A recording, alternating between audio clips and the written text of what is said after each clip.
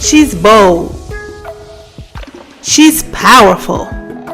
She's creative. Although she felt fear, she wanted more out of life. So she did it anyway.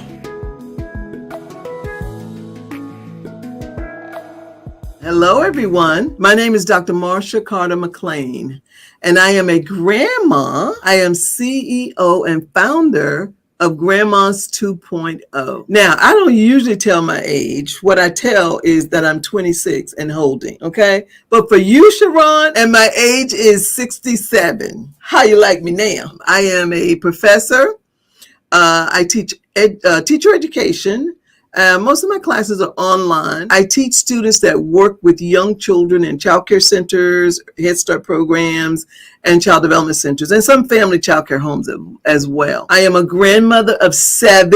The youngest is 18 months. The oldest is 20. And I am living my life out loud, honey. Yes, I am trying to have all the fun in my life that I didn't have earlier when I was raising my kids or when I was going to school or whatever. So I am now, as Dr. Joel Osteen says, I am getting my life back. Okay. You know, we say I'm living my best life. I'm getting my life back. So I am, one of those people that decided that I wanted to have some fun in my life. What is Grandma's 2.0, right? It was definitely a passion project for me. I lived in DC. It was summer, spring, something. I was riding around with my little Mini Cooper. And it was convertible. So my top was down, my hair was flying. I was just having a good time. My music was going, I had my sunglasses on. And so I got out of the car and these ladies said, "Girl, you are doing the doggone thing." And I said, "Hi, ladies, how y'all doing?" And so we were walking to the gym and they said, "So who are you?" And I told them who I was. And I said, "Yeah, I'm a grandma." I said, "I came over here to talk to my daughter, to tell her something about the grandkids or something." And they were like, "A grandma? You don't look like a grandma. You don't act like a grandma." And I said, "Well, what does a grandma look like and act like?"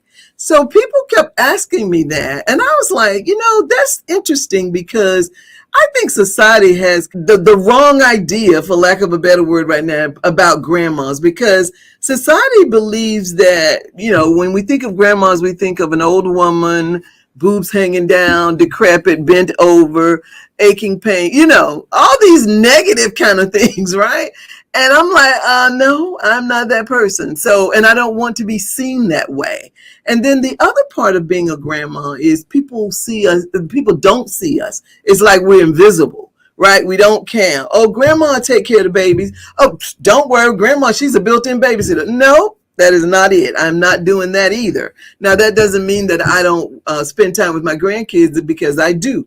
I love them. I enjoy them. But I'm not the built-in babysitter. So society has this kind of warped idea of what grandmas are supposed to be about.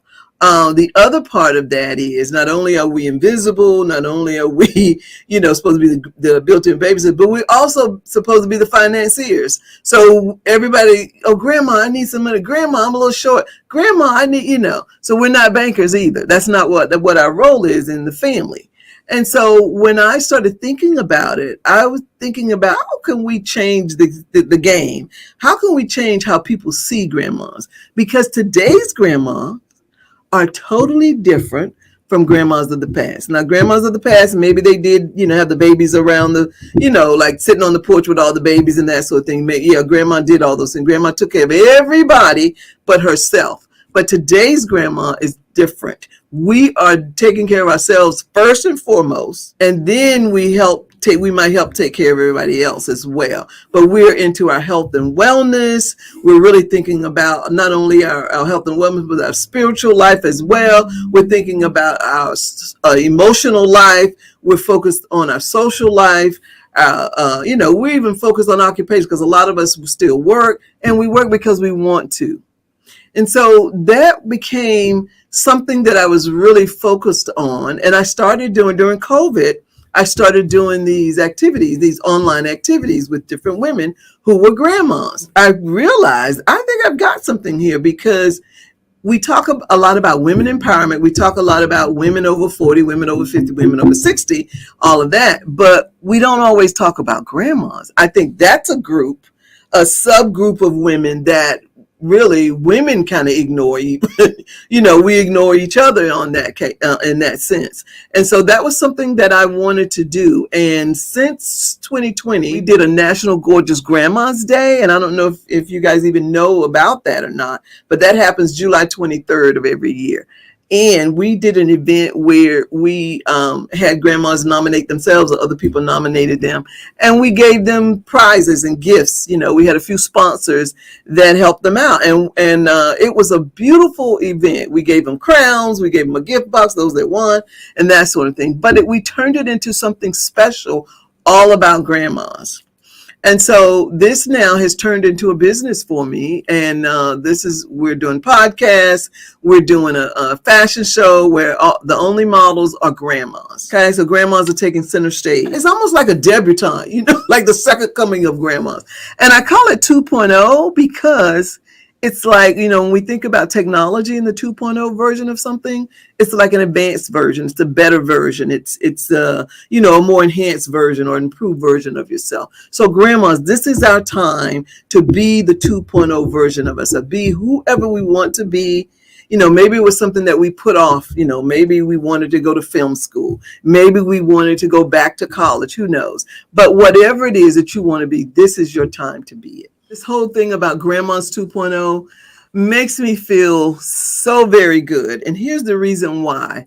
It makes me feel good because I feel like I'm contributing not just to myself, but to grandmas. And these are grandmas across the globe, not just in the United States, not just grandmas that look like me, but grandmas in general. When we did the National Gorgeous Grandma's Day, for example, we had internet grandmas from around the world who were a part of this. It was phenomenal. And it is very rewarding to me that I can do something to help people feel good about who they are. I remember telling a young lady I was getting a car to go out of town. And when I told her my business name and everything, to put the car in there, and she says, "What is that about?" So I told her what it was. She said, oh God, my mom needs this, because she's a grandma and all she wants to do is stay at home, that sort of thing. And so people say that to me all the time. So I feel like this is something that is part of my purpose in life. And the reason I say part of, because in addition to this, I'm also a college professor. And that is, I think, part of my purpose as well. But just like they say, you can love more than one person at a time. You can have more than one thing that you do and you like at a time as well. And so I really enjoy doing this. It brings so much joy to me, and it brings joy to other people. And I see that as we're doing these different things. And people have said that, some of the feedback that I get from the grandmas who I engage with say that all the time. Just the other day, I was talking to one of my grandmas who was the first runner-up in the National Gorgeous Grandmas event that we had. And I asked her to be on the podcast, be a guest on my podcast. And so she said, and I said, send me some pictures. So she sent me a few pictures, and there was this one picture of her with some sunglasses on. And I said, "Girl, you look so good in those sunglasses. You look so fly. You don't look like a grandma." And then she wrote me back and she said, "Well, those are the glasses that you gave me in the box for when." I said, "Oh, I didn't even realize that." But it brings me joy to bring joy to people, is my point. And so this is one of the things that I like about it, and it really makes me feel good and like I'm really contributing to society by doing this. In addition to that, there's a couple other things that I'm doing that I want to share with you. One is, there's a group of grandmas out there that are raising their grandkids. So I started a nonprofit so that we could support them. For example, if they need something like we did a family at Christmas, kind of help support them, help them buy the children some Christmas gifts and things like that. But that's another part of what we do. And then the second thing is that I'm starting a scholarship fund for grandmas who are going back to school. Maybe they're finishing their bachelor's degree, maybe they're finishing their master's degree or whatever. Because there's a group of folks out there that are doing that as well. So, and I didn't realize all of these things. The more that I learn about this, the more that I do this and the more that I focus on this, the more I learn about all the different ways that I could help grandmas. And so I'm just so excited, and it has given me so much joy. One of the things that I'm in the process of doing right now, I've just started doing a podcast. So earlier I told you that I was doing some events on Zoom, some live events on Zoom. And of course, we are reaching followers on our Instagram page at the 2.0 Grandma, and on our Facebook page at the 2.0 Grandma as well. So we're doing that. And with the nonprofit part of the organization, we're reaching more people and expanding as well. And every day I meet someone who says, "Oh, that's a great idea. How can we help?" That's how I met SKST at the radio station that are engineering and producing the podcast for me. We want to do a fashion show, a face-to-face fashion show where grandmas are the models. I think it's the Ebony Fashion Fair. Back in the day, I don't know if they still do those or not, but back in the day, oh my God, that used to be something that I always wanted to attend. And I have attended some of them. But that to me is the most beautiful thing. And I met a young lady in Columbia, South Carolina, who does fashion shows. And I asked her about partnering with me to teach grandmas how to present themselves in the fashion show. You know, how to do the runway walk or whatever, you know. So we're going to do that. And then we are talking about doing a virtual conference with women in general and, of course, grandmas as well.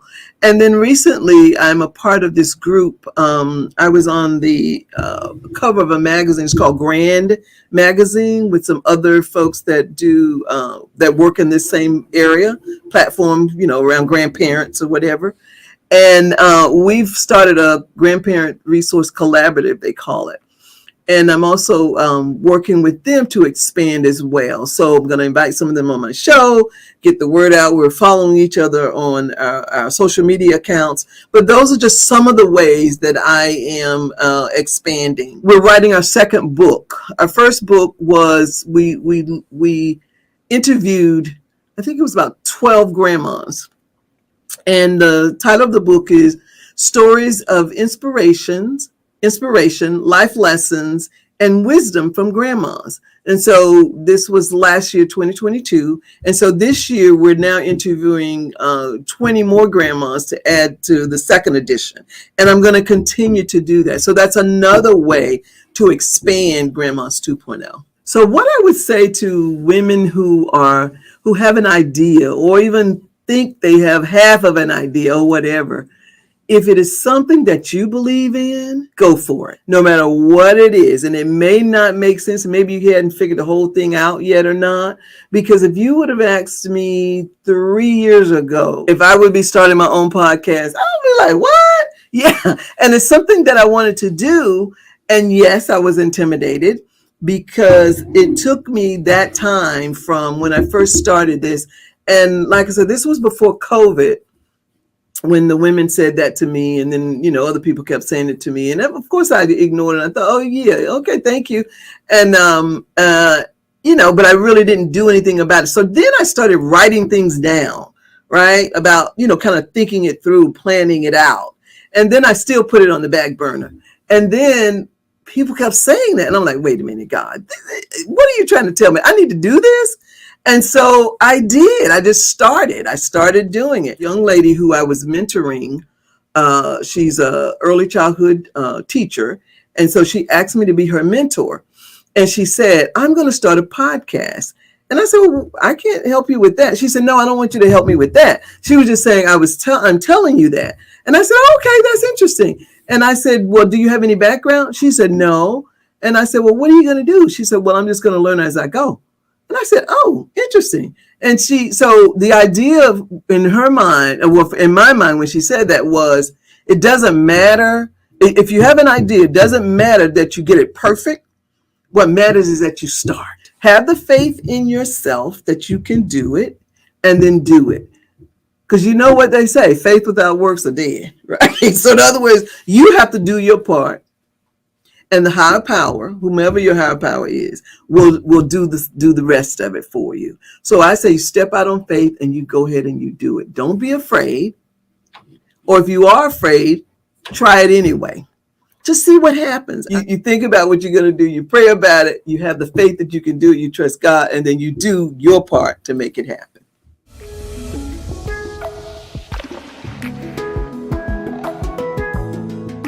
She did that.